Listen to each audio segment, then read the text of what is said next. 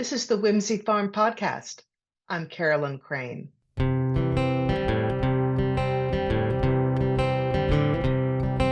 a big wide world right out your door. Good people doing good things. Whoa, it's a big wide world.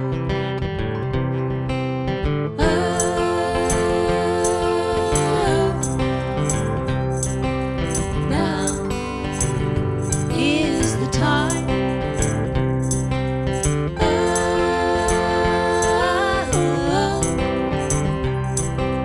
Now is our time. Welcome, everyone, to episode 27 of the podcast. Today, we talk about current events in Cuba. Our guest, Andrea Hightower, is the director of Cuba Reality Tours for the renowned nonprofit Global Exchange. All right. Welcome, Drea Hightower, to the Whimsy Farm Podcast. Thank you so much. Really happy to be here. Thank you for reaching out to Global Exchange and having this important interest. I've loved Global Exchange for a long time and impressed by the work that they've done for decades now. So I'm happy to have someone from your organization on the podcast. And that's a good place to start. Can you talk a little bit about what Global Exchange is to those who might not know what it does? And then you are the director of Cuba Reality Tours. Where do you fit in with Global Exchange? Great question. Great way to start. So Global Exchange is an international human rights organization that was founded in 1988 with the thought and the desire to promote social, economic, and environmental justice around the world. And our goals really are also to connect folks, our members and beyond, from the local to the global issues, and how perhaps U.S. foreign policy plays in to these issues, and how do we educate folks? How do we use our platform for people to learn and to take action? And so throughout our almost 40 years, we've had numerous campaigns, whether it was freedom from oil, fair trade campaigns. We're one of the founders of Fair Trade International. And also, I know that you've had Antonia Yuhas on. She was also part of our Freedom from Oil campaign. We've, held the IMF and the WTO accountable during like our Battle in Seattle years. So, I mean, we've had a lot of programs that have come out of Global Exchange, continue to grow, and including Code Pink, which was founded by one of our co-founders, Medea Benjamin. Code Pink was founded in 2002 and continues to this day to exist and do important work in solidarity, and in partnership with Global Exchange. We've had our Caravans for Peace. We do a lot of work binationally between Mexico and the United States as well. So really in our nearly 40 years, we have really tried our best to continue these pillars of our organization of really just social, economic, and environmental justice, and how do we play a role in that bigger picture beyond just our local surroundings. Cuba Reality Tours. Tell us what a reality tour is, and what if I signed up for the Cuba Reality Tour, what would I experience? Sure. So Reality Tours is one of our founding programs of Global Exchange, and it really was something that kind of really came to fruition in the late 80s and more so in the 90s. Cuba Reality Tours is, or I should say, Reality Tours program in general, allows people to build connections with human rights folks, whether that's educators, grassroots organizers, people working on human rights issues in other countries, and allows us to connect with those folks to learn about the challenges that they face, how they rise to those challenges, um, how they're becoming inventive around certain situations. Many of these things have to do with US foreign policy that have impacted them. But also just like how are people defending democracy in their countries? How are people defending their environment in their communities? And so Global Exchange Reality Tours really is offering just these people to opportunities for people to people exchanges, but also a way to build people to people diplomacy in ways that our government has failed. And so, really, when it comes to Cuba Reality Tours, that's exactly what we're doing. And we actually were approached by the Institute for Cuban Institute for Friendship with the People back in, gosh, I guess it was the early 90s. And they came to us and said, okay, folks are organizing, they're coming here. You know, there were already people who were pretty radicalized and wanting to visit Cuba and make changes. But the Institute approached us and said, we want to reach beyond that. So we'd like your help in that. And so that is really how our program started to grow. And we have brought schools, we've brought politicians, we've brought community organizers, we bring regular folks. And I think that that's what's important is just everybody is welcome to participate in a reality tour, whether it's Cuba, Vietnam. In the past, we've been to Iran, Nicaragua, throughout the Americas, throughout the Middle East, Palestine.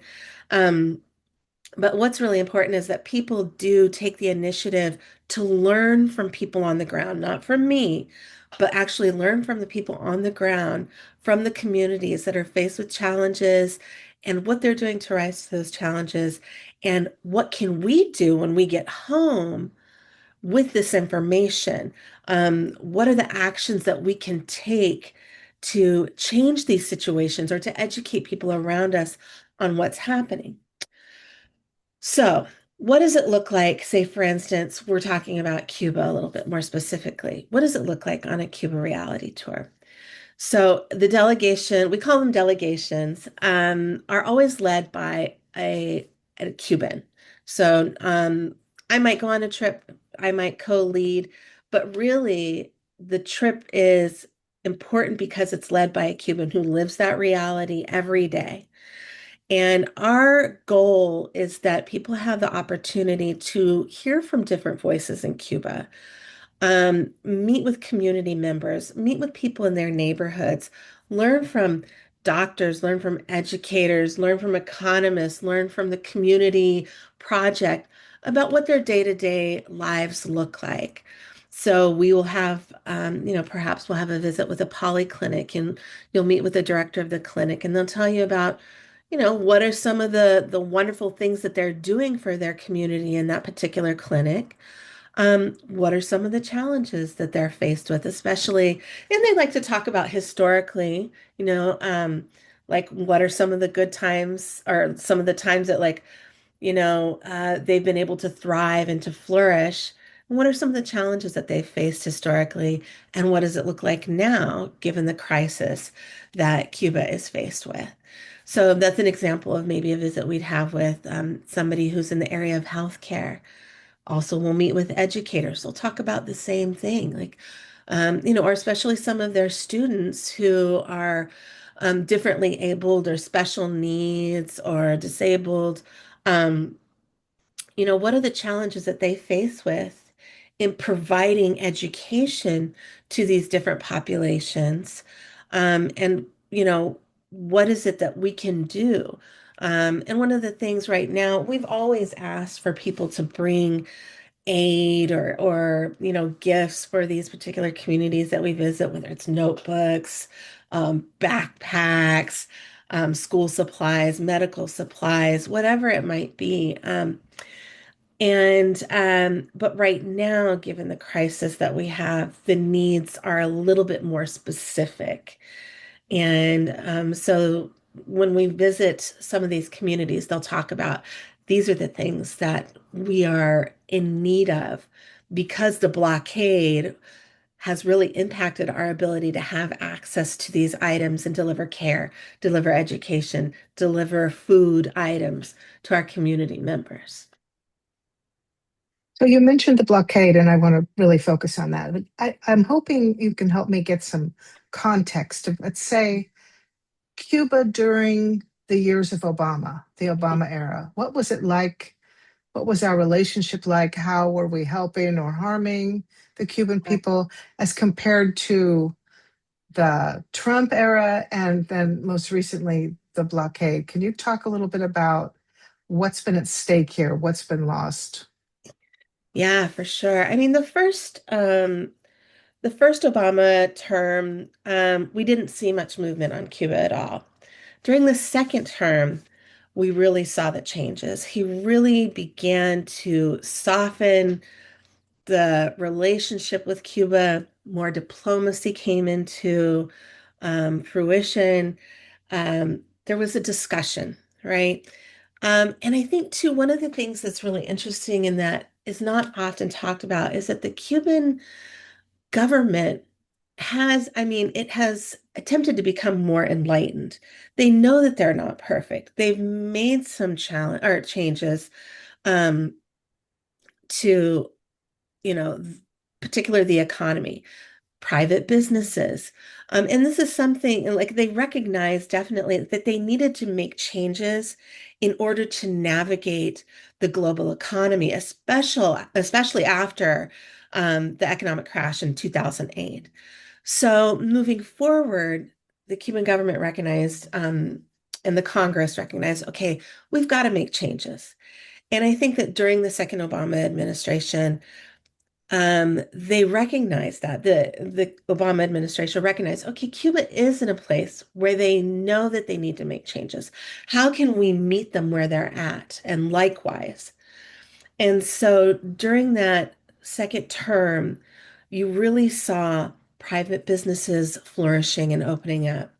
You saw more income generated by tourism. And that's a whole other kind of aspect we can talk about as far as like the Cuban economy and tourism. But that much needed income was coming into the island as well as remittances. And you saw that like people were able to build up their homes. The businesses were able to flourish. You saw that people were actually, they were able to speak more freely about their sentiments. And I feel that what we saw really was an economy that was beginning to flourish. Um, the health of people was beginning to flourish because there were more medicines coming in, not as donations, but because business abroad was beginning to grow. Businesses outside of the United States were beginning to have more um, trade and economic relationships with Cuba.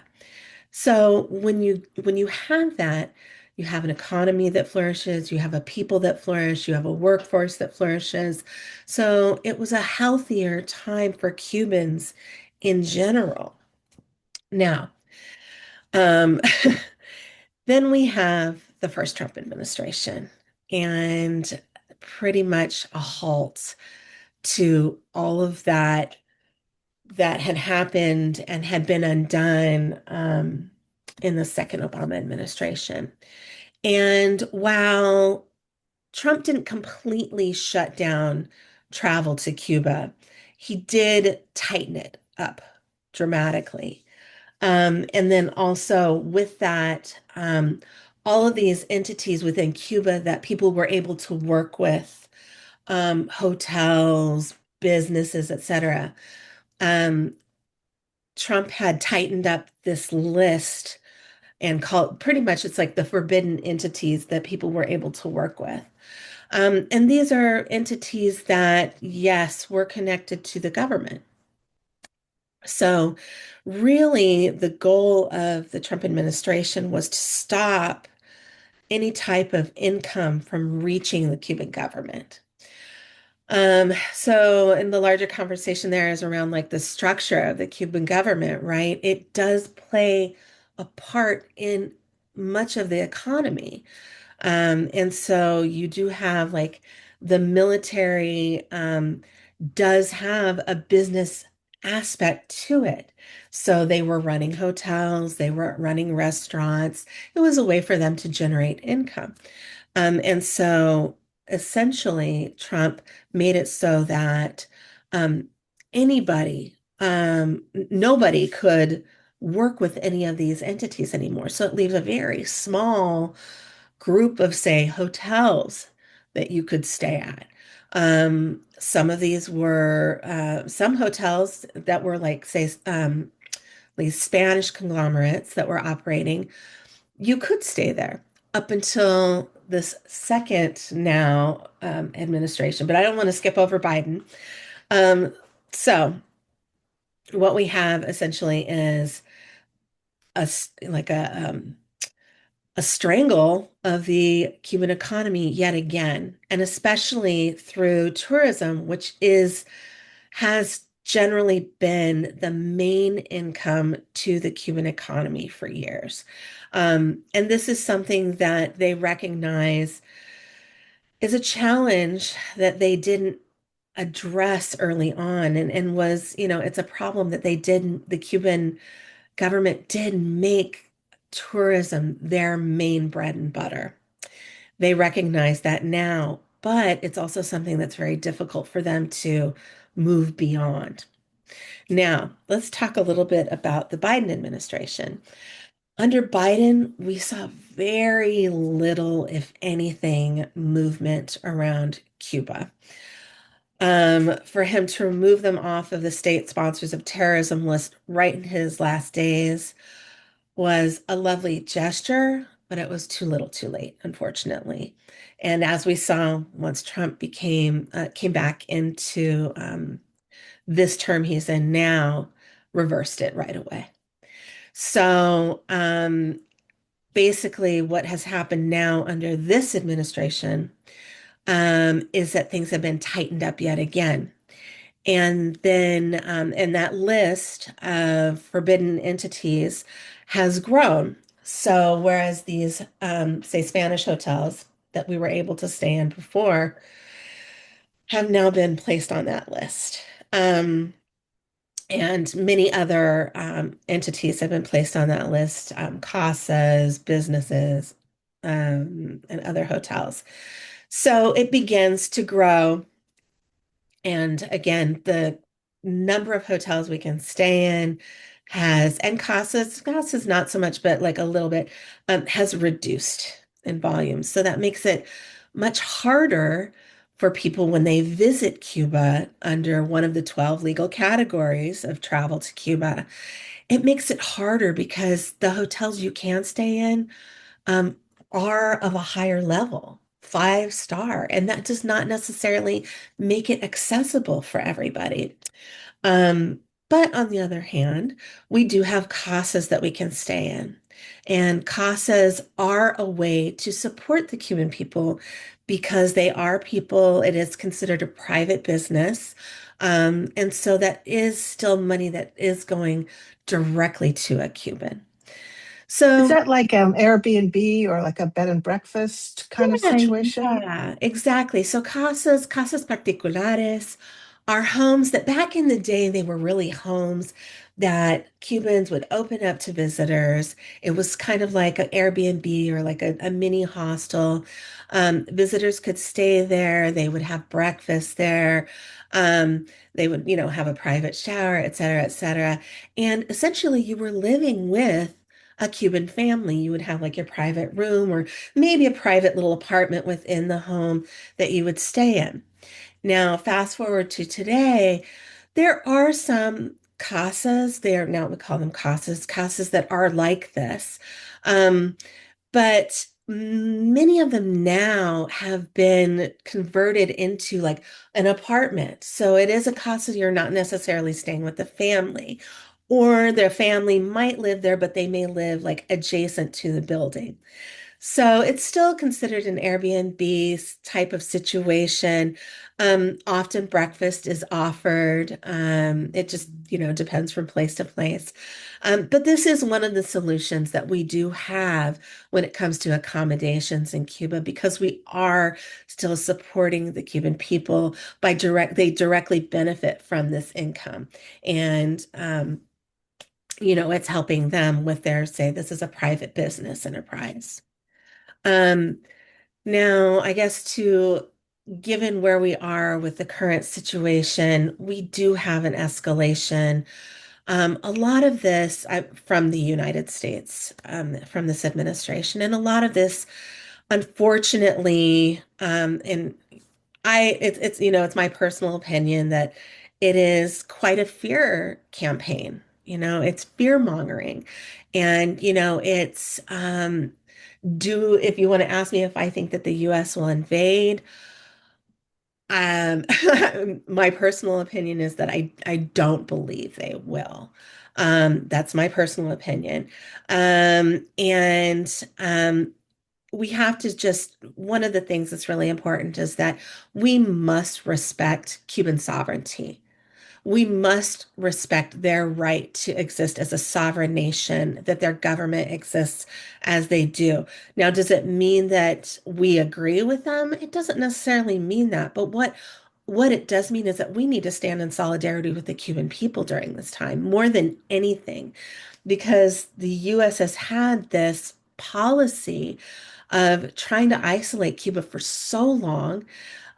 We've had some peaks and valleys, if you will, around this relationship.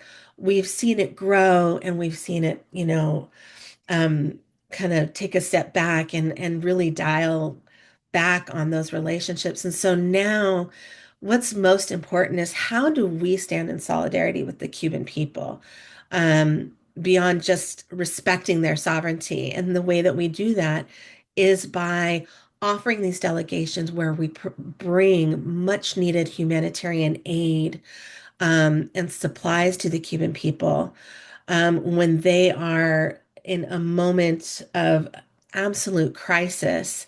And the fear mongering that's coming from the United States is a way to drive people to think, okay, we can't go there. Or, like have the Cubans give into this kind of this situation, like give in and say, okay, we throw up our hands, you got us. Like that's not really the way to respect a nation's sovereignty or the people, especially who are such prideful people. So I guess like moving forward, the best, the best thing that we can do right now, and the most important thing we can do right now is find ways to extend humanitarian aid and solidarity. How do we educate ourselves? How do we use our platforms, to take action in ways that helps the Cuban people rather than harming them? And when we're being told they're a terrorist nation, I think, as you put it, and there's a blockade, how do we get help to them?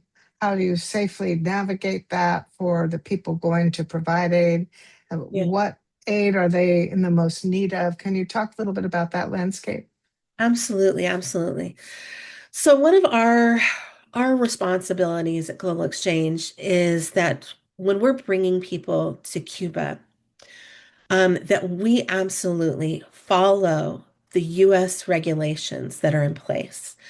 And so we make sure that everybody, any person interested in going to Cuba, whether they travel with us or not, that they are educated on what those regulations are. What does that mean for you as a U.S. person? How do you travel to Cuba legally? What are one of the 12 categories that you're traveling under? And, like, is there room for flexibility, in your itinerary? Not really. You really do need to adhere to the regulations. Global Exchange, the itineraries that we build adhere to those regulations, a full-time schedule of visits. And then, of course, Cubans are have Monday through Friday work week just like we do. So when it's not within those work days, what do we fill the itinerary with? We fill them with meaningful exchanges with community members, community projects, exchanges with Cubans, so that they're learning, so that everybody's learning firsthand about what the reality is in Cuba and hearing diverse voices. One of the things we always tell participants, or I always tell participants, is be open to the many truths of Cuba. There are many, and not, and they're not all like gung ho about what's going on. They're not happy about what's going on. And we want folks to hear that and be open to it, right? So we take very, very good care of our folks to make sure that like they understand throughout the entire process of planning, like, what does this mean? What's at stake? How do we prepare you? Um, what are the regulations? How do you behave on the ground? And it's not, when I say behave on the ground, I'm not saying, like you have to be afraid. No, it's that you're a representative of your community. You're a representative of the United States. You're a representative of global exchange. You're a representative of Michigan or California. What does that look like when you're on the ground? Represent yourself well and, make sure that how you behave and how you navigate and move through these communities makes an impact. It leaves a lasting impact. And so, to that point too, we work with our partners, regularly, whether it's like weekly or monthly, to update our list of needs that we are asking folks to bring down.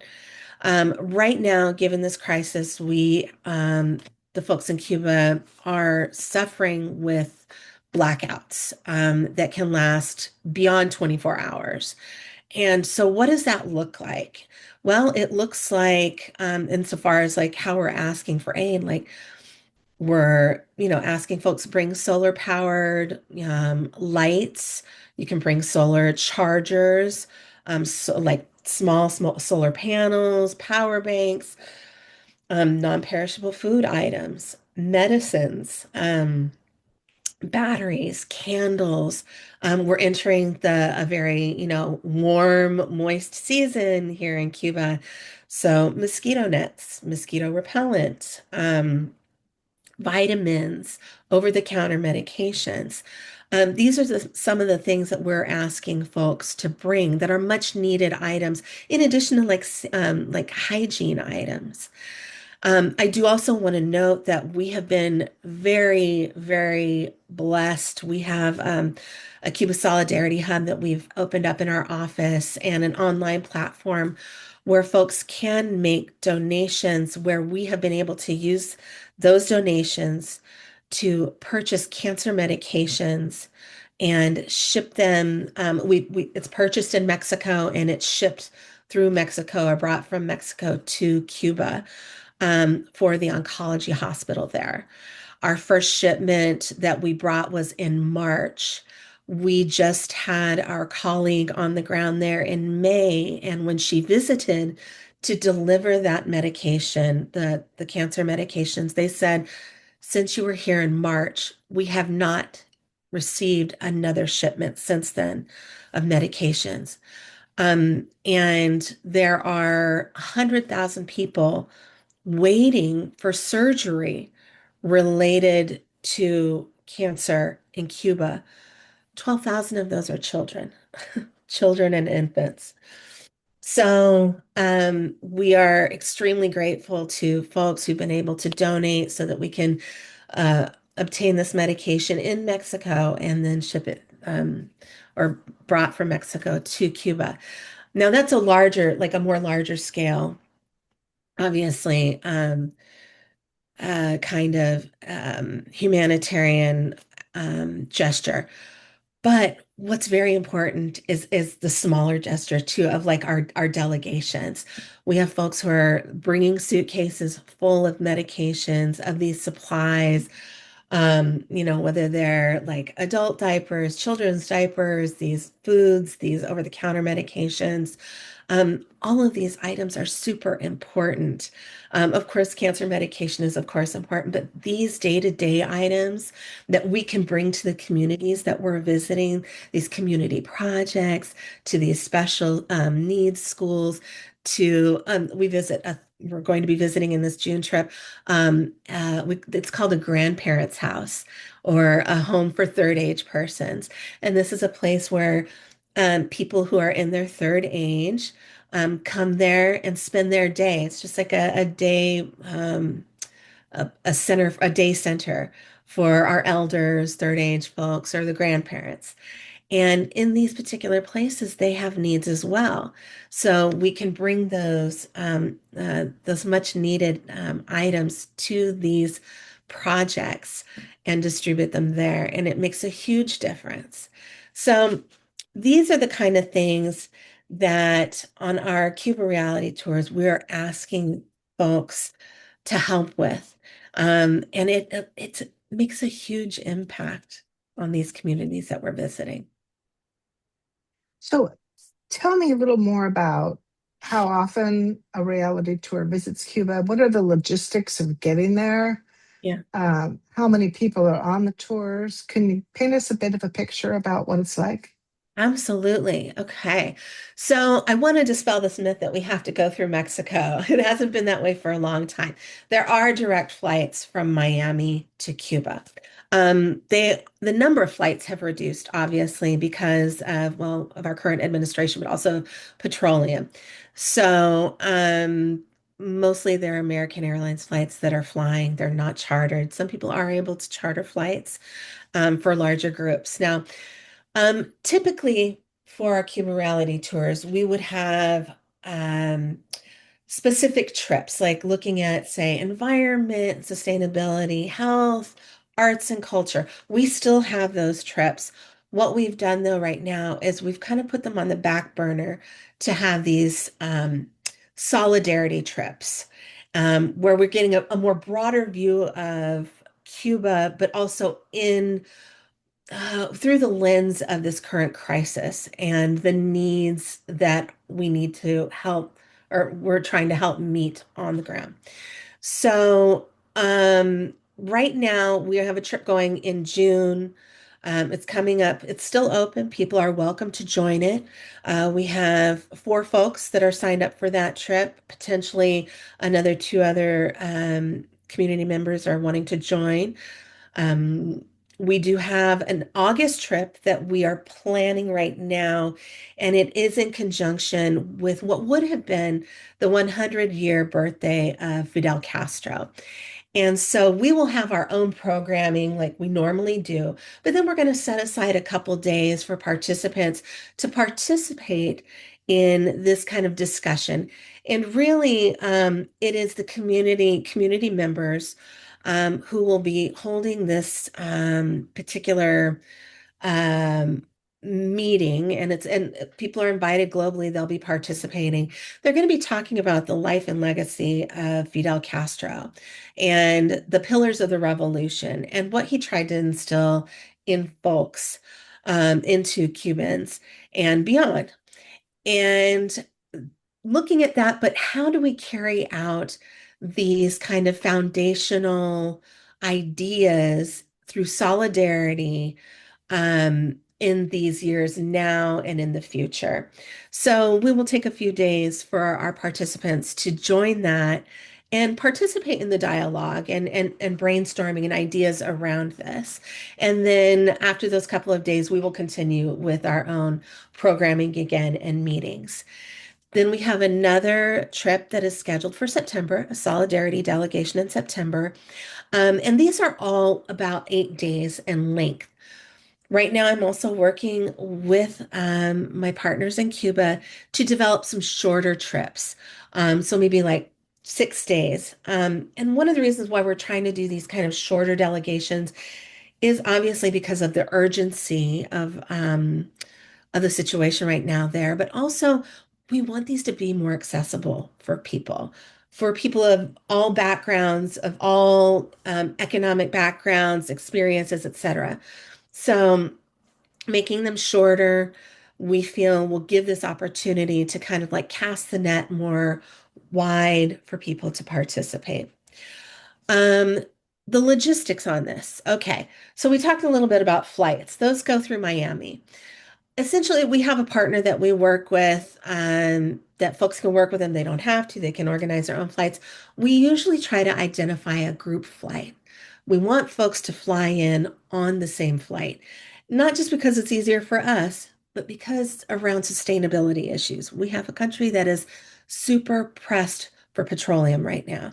So it makes sense and it's more sustainable and environmentally thoughtful. If we can get everybody to arrive on the same flight, then we can transport together collectively from the airport to and throughout on the same like bus or whatever our transportation method is.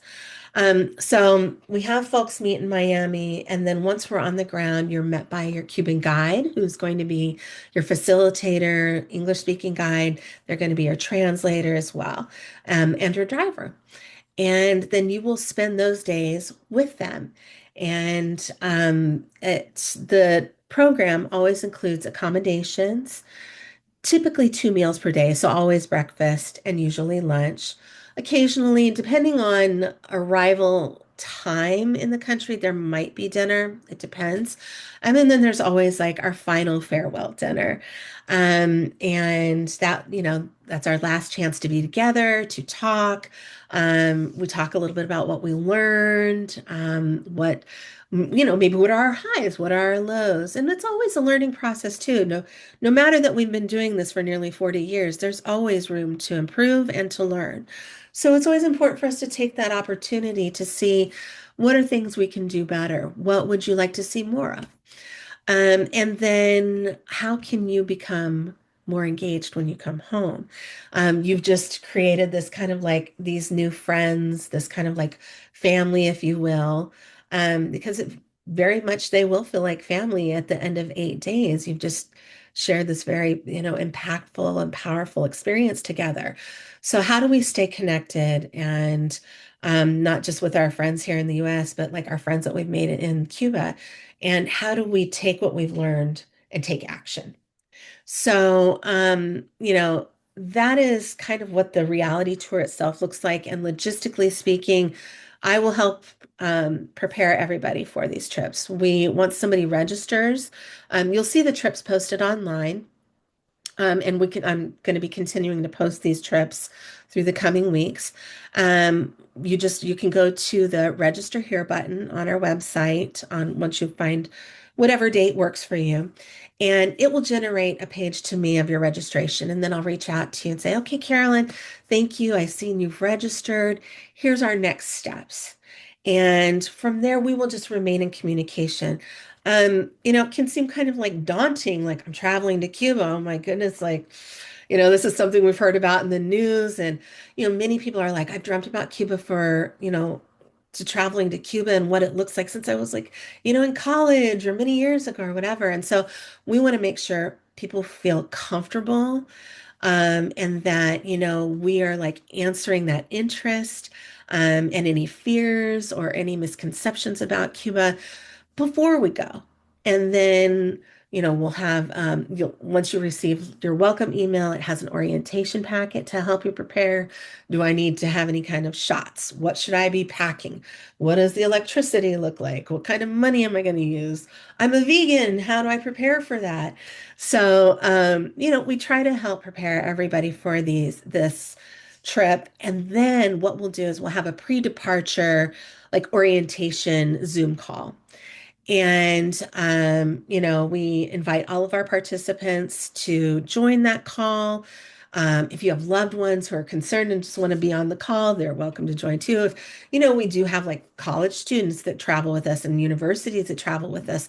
I always say, hey, if you have concerned parents, invite them. We want people to feel comfortable and informed. So once we have the call, I run through some important points about what to expect, safety, security, what ifs. what dietary needs, all of these things. How is it I can better prepare you for this trip? And then, after the call, we'll send out some notes to summarize all that so they still have that. And then we're on the countdown to departure date. And then once you're on the ground, if I, it's left to our guide to really take it over from there. And I also have a colleague on the ground, Leslie, who's been doing solidarity work with Cuba and Global Exchange for these 40 years as well. So she will meet with the group. She's like our Cuba-based representative there with Global Exchange. And so she'll meet with the group upon arrival and oftentimes throughout the program, just to kind of like see how people are feeling, gauge, like how's it going, like see what kind of questions they have, and just kind of, help facilitate that. But mostly we leave it to our Cuban partners to take it from there.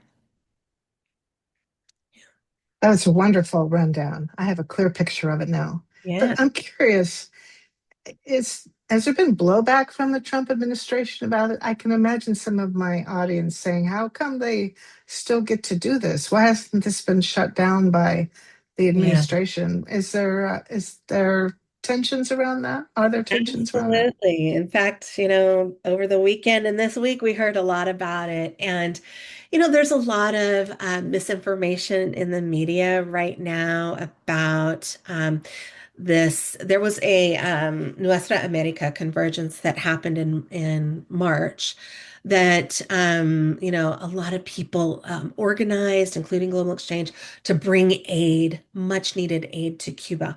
Hundreds of thousands of people came and participated in this. Um, and, it ruffled a lot of people's feathers. And so now what we're hearing is a lot of blowback, a lot of people, media saying, oh, that there's like, there's legal actions being taken. At this moment, we haven't heard of anything concrete. There's been no subpoenas, and that's okay. We feel like a lot of this is part of the fear mongering. Now, why hasn't the Trump administration shut it down? Well, the truth is, we've been navigating these delegations through the regulations that Trump put in place in his first administration and really hasn't changed in this current administration. And so, when I've talked about these 12 categories, these are categories that they were in place. We've always had categories of legal travel to Cuba. Used to be there was a paper license, then they did away with the paper license. It's just a general license. It's like a understanding that you are going to travel legally under one of these categories. Even through Obama administration, we had that. Then Trump adjusted them to his liking. And then again, he's adjusted them now. Like I said, Biden didn't really do anything. So around this. So under these the current categories, we've been following the rule of the regulations. We've been crossing our T, dotting our I's, all of that. Um, most of our categories, we travel under support for the Cuban people.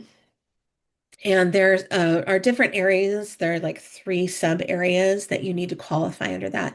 Ours is really to support the Cuban people, have meaningful exchanges with Cubans one-on-one, and to support their abilities to, have small businesses, support Cubans in having stimulate their economy, through private businesses, through like community programs and projects, through individual exchanges that we have.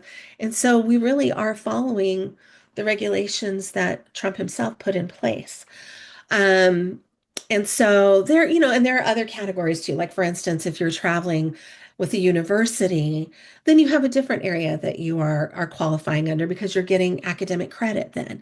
So that's another area. And there are other areas that are like research related. those have to be very specific. And so one of the things though is that, and it's really important that folks understand this because you can't just travel as an individual to Cuba. You really do have to travel as a group, and you have to have an itinerary. Like I mentioned earlier, a full-time itinerary of visits. So, there are people who are like, well, I'm going to travel on my own with a small group of friends to Cuba. If you're going to do that, just make sure that you are following the regulations. Keep track of your visits. Make sure that they're full-time, a full-time itinerary of visits.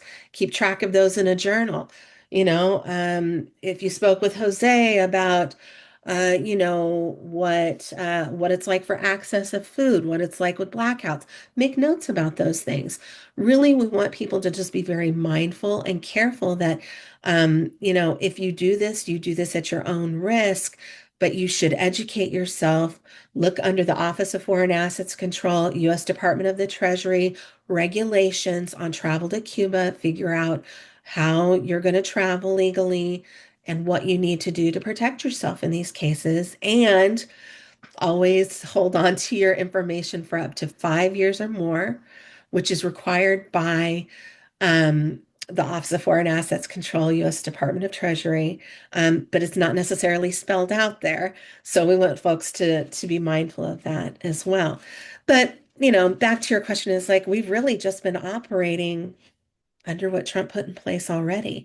So, and you will see folks that there are a lot of folks who are newer. I don't want to say new, but like newer to this work. And so they're navigating these challenges now. And, I think that we're all here to support each other, doing solidarity work. And that's what's important is, if we're going to do this work, let's make sure we're doing it legally so that when we have these situations like what has come up recently in the last weekend and this week, around these allegations, that we can all stand firmly that we are doing this legally, and that, we have an absolute right to provide humanitarian aid and travel to Cuba legally as long as we are,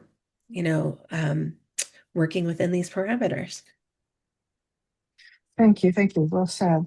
And Drea, is there anything I haven't asked you that you want to talk about before we close? Well, first of all, I want to thank you again for, providing this space, providing your platform to inform your audience and beyond around, very important issues, and that you're taking the space and time to highlight Cuba and our work at Global Exchange that we've been doing in solidarity with Cuba. I think what's really important, and I always say this when I sign off, and I know I mentioned it earlier, is that folks just take the time to educate themselves, be open to all of the truths that there are around Cuba, suspend your disbelief around certain things, just open your mind and your heart. What we see on the ground there, no matter what your position is on the Cuban government or around the US government, like really what we're seeing, people suffering on the ground in Cuba, this crisis in Cuba is inhumane, period. And we have a responsibility if we're traveling to Cuba to, when we travel to Cuba, when we have this responsibility, when we come back, to share what we have learned and to take action as much as we possibly can, and to hold our government and our elected officials responsible as much as we possibly can. And that is our responsibility as, US citizens here and persons here in the United States. So that I would say is what's the most important thing that folks, if you can take away anything from this conversation, is how do we hold ourselves accountable? How do we hold our elected officials accountable? What can we do to create change? And what can we do to help our neighbors in Cuba to meet this crisis, this humanitarian crisis that they are faced with? Drea Hightower from Global Exchange. Thank you so much for taking the time to be with us today. And we'll have details in the show notes for anyone who wants to go online and get information. Obviously, just a Google search for Global Exchange will get you also online with them very quickly. So have a wonderful day and thank you again. Thank you. You as well. Take care. I've been speaking with Andrea Hightower. She's the director of Cuba Reality Tours for Global Exchange. Please see my show notes for links and more information. This podcast is produced on the sacred ancestral land of the Anishinaabe people, thanks to the California band Castle House for writing and performing our music. The Whimsy Farm podcast airs the 1st and 15th of each month on our YouTube channel, Carolyn Crane and Whimsy Farm, and wherever you find your favorite podcasts. Thanks to our underwriters, Just Play Productions and Campus, and to our paid Patreon members for their support of today's podcast. If you'd like to offer your support, please visit my website, whimsyfarm.net, and click the Patreon link to find a level of support that's right for you. There's also a free membership level. You can email me through the website as well as access all links to past and current episodes. That's whimsyfarm.net. I'll be back on June 15th with Mariam Barry and Poetry Sustains. We'll mark the transition of spring to summer with a close reading of Dylan Thomas's poem, Fern Hill. Until then, remember the words of Utah Phillips, who said, "Too many good people are doing too many good things to afford me the luxury of being pessimistic." Get out there and create some positive change. Stay safe, everyone. whimsyfarms.net